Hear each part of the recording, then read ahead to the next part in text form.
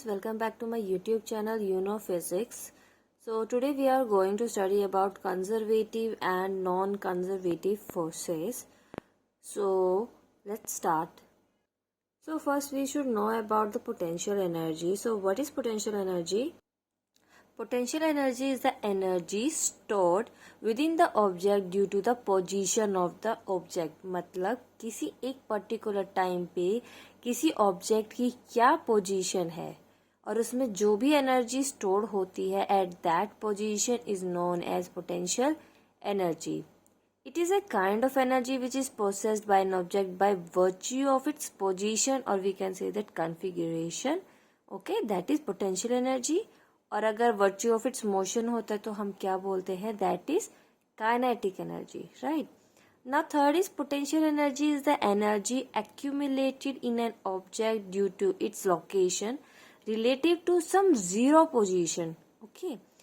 Now let discuss this third point. इसलिए क्या कहना चाह रहा है कि जैसे हमारा ये अर्थ सरफेस है, ओके, ये अर्थ सरफेस है, इसको हम हमेशा एक जीरो पोजीशन मान के चलते हैं, राइट. अगर कोई ऑब्जेक्ट हमारे यहाँ पर है एच हाइट पे, दिस इज एच हाइट, तो हमारा यहाँ पर जो पोटेंशियल एनर्जी हो जाएगी दैट इज mgh. ओके, अगर इसी ऑब्जेक्ट की हाइट यहाँ होगी, ओके, दैट मीन्स अब ये वाली हाइट क्या हो गई हमारी H dash, that is M H dash. तो इसकी पोटेंशियल एनर्जी इससे ज्यादा होगी क्योंकि ये ज्यादा हाइट पे. और हमने क्या कहा है, जो पोटेंशियल एनर्जी है वो किस पे डिपेंड करता है, that is position of the object. और ये हमारी क्या मान के चल रहे हैं, that is relative to some zero position. इसके कंपैरेटिवली हम इन दोनों पोजीशंस को देख रहे हैं, तो ये हमारी क्या जीरो पोजीशन है, that is on earth surface पे हमारी जो पोटेंशियल एनर्जी होती है वो जीरो होती है. अगर एच पे है तो उससे ज्यादा पोटेंशियल एनर्जी, और अगर उससे भी ऊपर कोई हाइट है दैट इज एच डैश, तो इसकी पोटेंशियल एनर्जी ज्यादा होगी.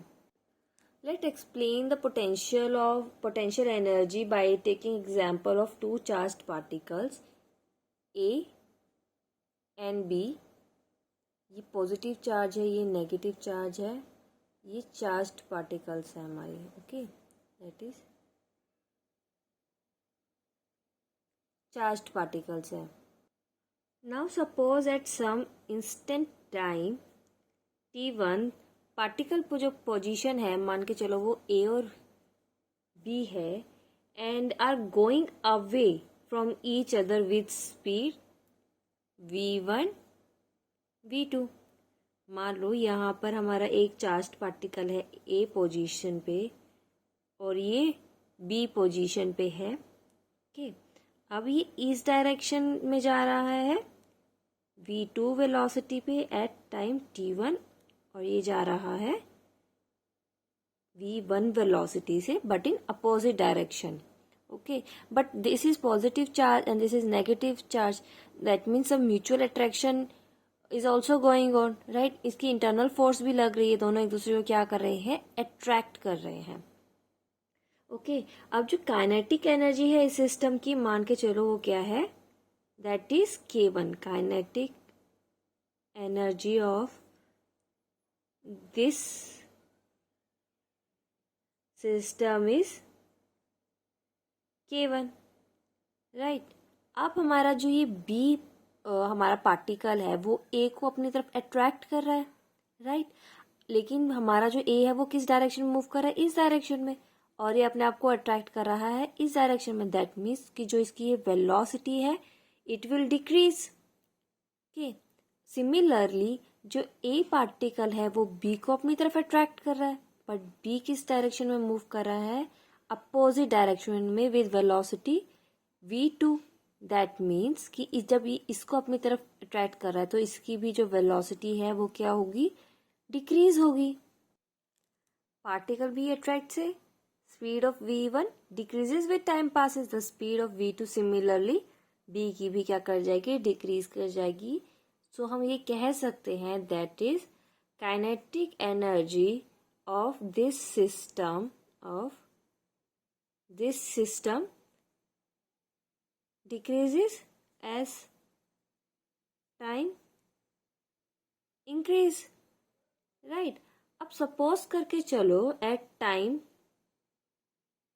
t2, एट टाइम t2 जो हमारा ये पार्टिकल था अब वो काफ़ी दूर जा चुके हैं एक दूसरे से। ये पार्टिकल आ गया ए डैश पे और ये वाला पार्टिकल आ गया बी डैश पे।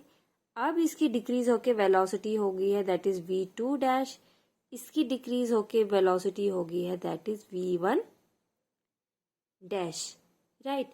अब जो इसकी काइनेटिक एनर्जी है इस सिस्टम की, अब यहाँ पर मान के चलो जो काइनेटिक एनर्जी है दैट इज k2, मतलब यहाँ से k1 जब हमारी इसकी काइनेटिक एनर्जी थी अब जो डिक्रीज हो गई है अब k2 पे आ चुकी है इसकी काइनेटिक एनर्जी। दैट मीन्स जो डिक्रीज इन काइनेटिक एनर्जी है, decrease in kinetic energy is given by k2 minus k1, right.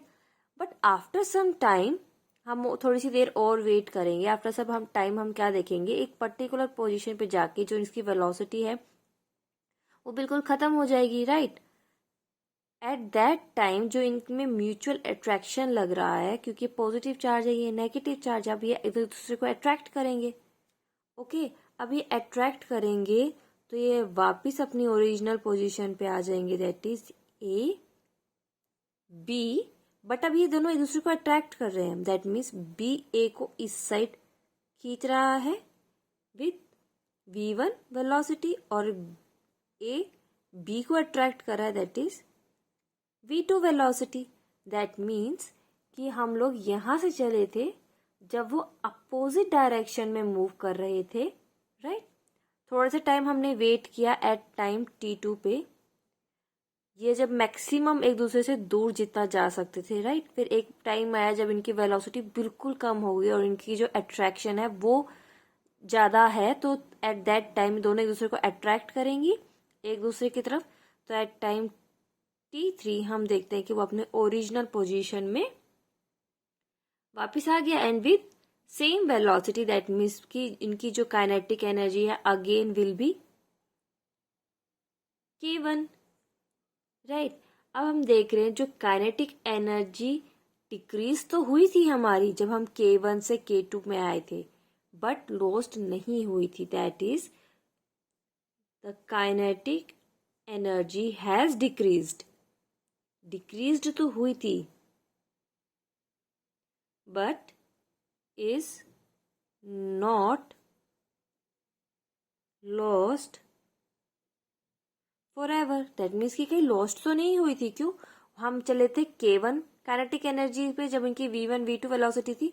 Again after some time that is t3 हम उसी पोजीशन में आ चुके हैं, बट यहाँ पर अभी इसकी अट्रैक्शन चल रही है but same velocity that is v1 v2 और काइनेटिक एनर्जी हमारी k1 आ गई, ठीक है। इसका मतलब हम ये देख रहे हैं जब हमारी काइनेटिक एनर्जी डिक्रीज हो रही थी दैट मीन्स कि अलग अलग पोजीशन में कोई एक अदर एनर्जी ने भी अपना वर्क किया है, क्योंकि काइनेटिक एनर्जी तो लॉस्ट हुई नहीं। k1 है, स्टार्टिंग में भी k1 थी, अब भी k1 आई है, लेकिन इस पॉइंट पर वो जो काइनेटिक एनर्जी थी वो किस में कन्वर्ट हो गई थी, that is potential energy. Some kinetic energy was converted into potential energy when we move from time t1 to t2, right? k1 थी हमारी पहले kinetic energy, फिर k2 में गई, लेकिन जो माइनस हुई है that is k2 minus k1, वो हमारी क्या थी, पोटेंशियल एनर्जी थी, जो कि कुछ potential energy kinetic energy potential energy में हमारी कन्वर्ट हो गई थी। But after some time that is t3 जो पोटेंशियल एनर्जी थी again converted into kinetic energy. That's why जब हमारा टाइम 3 था, मतलब कि 3 से टाइम इंस्टेंट पे हमने नोटिस किया कि जो काइनेटिक एनर्जी है अगेन k1 है, लेकिन जो सम होता है kinetic energy plus potential energy that will be remain constant, conservation of energy. That means जब हमारा ये पॉइंट था तो हमारी k2 काइनेटिक एनर्जी तो थी लेकिन यहाँ पर पोटेंशियल एनर्जी भी थी, तो उन दोनों को ऐड करके लाइक k2 प्लस जो पोटेंशियल एनर्जी पे कन्वर्ट हुई काइनेटिक एनर्जी वो k1 के ही इक्वल है। दैट मीन्स टाइम t1 पे भी k1 था, टाइम t2 पे भी हमारा K1 की इक्वल ही है, बट उसमें हमारी पोटेंशियल एनर्जी भी ऐड हुई है और टाइम t3 पर हमारा जो था पोटेंशियल एनर्जी अगेन K1 में कन्वर्ट हो गया है. Okay, now there is very important point of potential energy, that potential energy is always defined for a conservative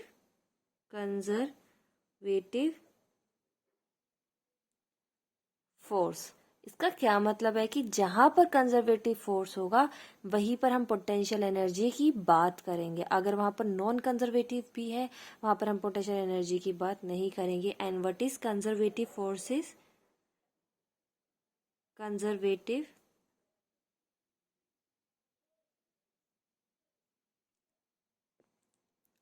What is conservative forces? If the work done by a force depends only on the initial and final position and not on the path taken, it is called a conservative forces. These are some few examples of conservative forces, that is force of gravity, Coulomb force and force of swing. These are conservative forces. These only depends upon the initial and the final position and not on the path taken. If the work done by a force during a round trip of a system is zero, the force is said to be conservative forces. For example, if we take example of force of gravity, कि अगर हम कोई भी particle को earth surface से h height पे throw कर रहे हैं, राइट, और ये अगेन एक बार अपवर्ड गया वर्टिकली, एक बार वर्टिकली डाउनवर्ड आया, क्योंकि फोर्स ऑफ ग्रेविटी की वजह से वो नीचे आएगा. ये पॉजिटिव एम जी एच था, अब ये हाइट डिक्रीज हो रही है तो माइनस एम जी एच. तो जो टोटल वर्क डन है वो हमारा क्या हो रहा है, M G H minus M G H is equals to zero. That means एक राउंड ट्रिप अगर हमारा सिस्टम का जीरो के इक्वल है, it is said to be conservative force. Now let's discuss non-conservative force. So what is non-conservative force?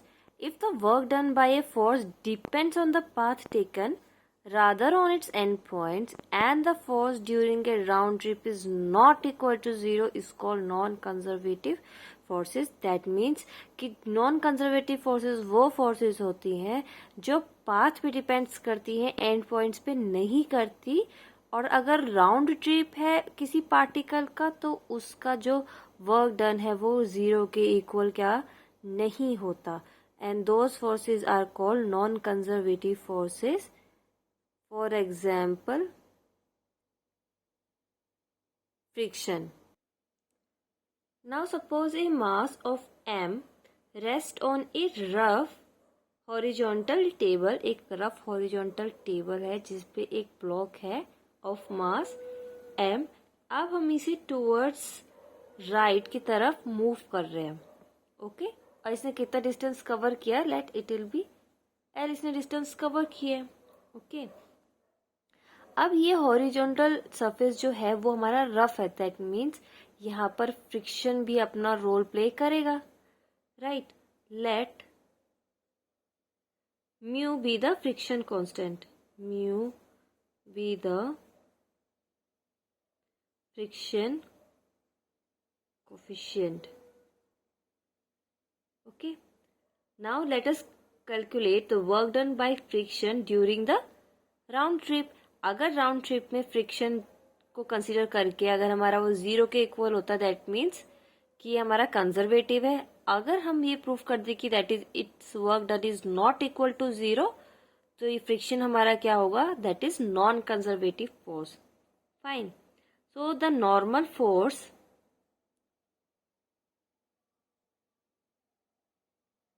between the table and block, that is जो हमारा यहाँ normal force लग रहा है, ये हमारा ड्यू टू ग्रेविटी लग रहा है. that is mg, equal and opposite reaction, that is normal reaction, and that n is equals to mg. So force of friction force of friction will be equal to mu mg. Okay, अगर हमारा block हम इस direction में move कर रहे हैं towards right, तो friction किस डायरेक्शन में लगेगा? अपोजिट डायरेक्शन में. फ्रिक्शन का यही काम होता है, अगेंस्ट द मूवमेंट होता है. दैट मीन्स कि हमारा ये नेगेटिव साइन आएगा, राइट. अब हमने इसको मूव कर दिया एट दिस पोजीशन. मान लो ये अभी ए पोजीशन पे है इनिशियली, और हमने इसको किस पे मूव कर दिया है? बी पोजीशन पे. ए टू बी हमने इसको मूव कर दिया है. अगर ये अगेन राउंड ट्रिप की बात कर रहे हैं, अब बी से ए जाएगा राउंड ट्रिप में. दैट मीन्स अगर हम बी से ए में जाएंगे तो ये लेफ्ट साइड मूव करेगा, लेकिन अब फ्रिक्शन इसके अपोजिट डायरेक्शन लगेगा, दैट इज राइट साइड में. तो force of friction in this case again will be mu M G. तो जो हमारा जो टोटल वर्क डन होगा, इसको ऐड कर देंगे, we will get 2 mu M G. That means जो टोटल वर्क डन है is not equal to 0. This proves that friction is a non conservative force. हमारा टोटल वर्क डन किसके equal है? -2 mu M G L. ये हमारे कैसे? Force multiply the displacement, that is work done by, जब हमारा block A to B जा रहा है, that is minus mu M G L. Work done by B to A minus mu M G L. हम इन दोनों को add करेंगे and we will get this. Now suppose a block is connected by a spring and is kept on a rough table. जैसे अब इसके यहाँ पर शो कर रखा है, दैट मीन्स कि यहाँ पर फ्रिक्शन अपना रोल प्ले करेगा, राइट. अब हमने इस ब्लॉक को यहाँ पर स्ट्रेच किया और यहाँ से रिलीज किया, ओके. और जब ये यहाँ से गया तो इसकी स्पीड क्या थी? v1 थी एट दिस पोजीशन. वो यहाँ पर आया, यहाँ पर गया, अब उसकी स्पीड क्या है? v2 है. और यहाँ पर जब वो आया तो जो इसकी वेलोसिटी है is less than v1. That is the kinetic energy in this figure is decreased. Why? Because the velocity is less than velocity of v1. इसका क्या मतलब हुआ कि यहाँ पर एक फोर्स ने रोल प्ले किया है, जिसकी वजह से इसकी वेलोसिटी क्या हो गई? डिक्रीज हो गई. और जो काइनेटिक एनर्जी है वो भी इसकी क्या होगी? डिक्रीज होगी. लेकिन यहाँ पर हमारी जो काइनेटिक एनर्जी है वो वापस गेन नहीं होगी. जैसे हमने लास्ट अभी कंजर्वेटिव फोर्स में अभी स्टडी किया था कि पोटेंशियल एनर्जी में क्या होता है कि जब अपनी वापस मीन पोजीशन पे आ जाता है तो जो उसकी काइनेटिक एनर्जी है वो वापस गेन हो जाती है, राइट. लेकिन अब जब ये अपनी मीन पोजीशन पे वापस आया है, इसकी वेलोसिटी क्या है? डिक्रीज्ड है.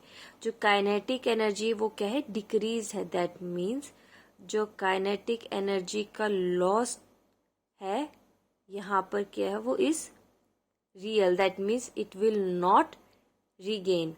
इसका क्या मतलब है कि यहाँ पर है एक फ्रिक्शन फोर्स लग रही है, जिसकी वजह से मीन पोजीशन पे हमारी जो काइनेटिक एनर्जी क्या है? डिफरेंट है. That means it decreases with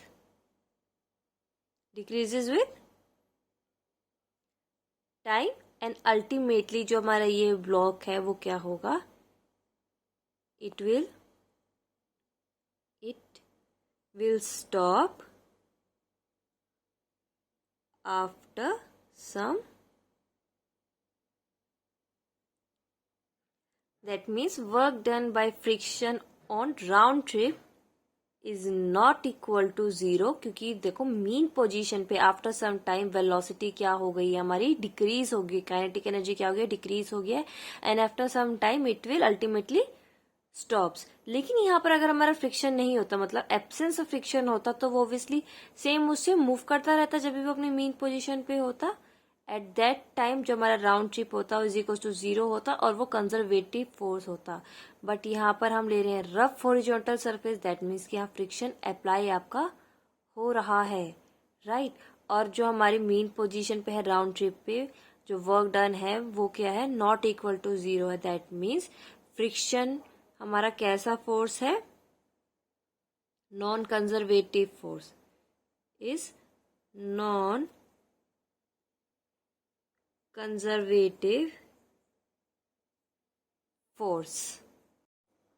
So let we compare all these forces side by side. So in gravitational force, अगर कोई body A to B move कर रही है, चाहे B to A मूव कर रही है, लेकिन जो फोर्स की डायरेक्शन है वो क्या है, कांस्टेंट है, right, like towards the earth लगती है आपकी, तो एक साइड पॉजिटिव नेगेटिव और वर्क डन क्या हो जाएगा, कैंसिल आउट हो जाएगा। दैट मीन्स राउंड ट्रिप पे क्या हो जाएगा, 0 वर्क डन हो जाएगा हमारा, राइट। अगर हम इलेक्ट्रोस्टैटिक फोर्स की बात कर रहे हैं तो जो पॉजिटिव चार्ज होता है तो उसकी जो फोर्स है वो हम आउटवर्ड से रिप्रेजेंट करते हैं और नेगेटिव की इनवर्ड से। अगर मैं इसकी पोजीशन चेंज कर दूँ, यहाँ से यहाँ ले आऊँ, चाहे यहाँ से यहाँ लाऊँ, इसकी डायरेक्शन हमेशा कांस्टेंट रहेगी आउटवर्ड और इसकी डायरेक्शन हमेशा कांस्टेंट रहेगी इनवर्ड। दैट मीन्स कि इसमें भी क्या लग रही है, हमारी कांस्टेंट ही है फोर्स, राइट। That means कि they both are what, conservative forces, right। But in friction हम क्या देखते हैं, we see that if body moves towards right तो friction will be opposite direction, that is left side में।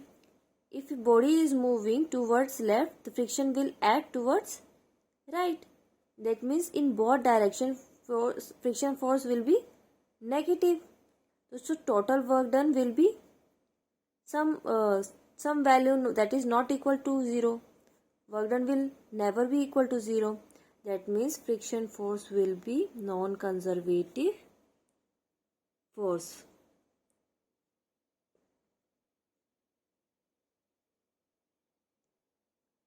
right?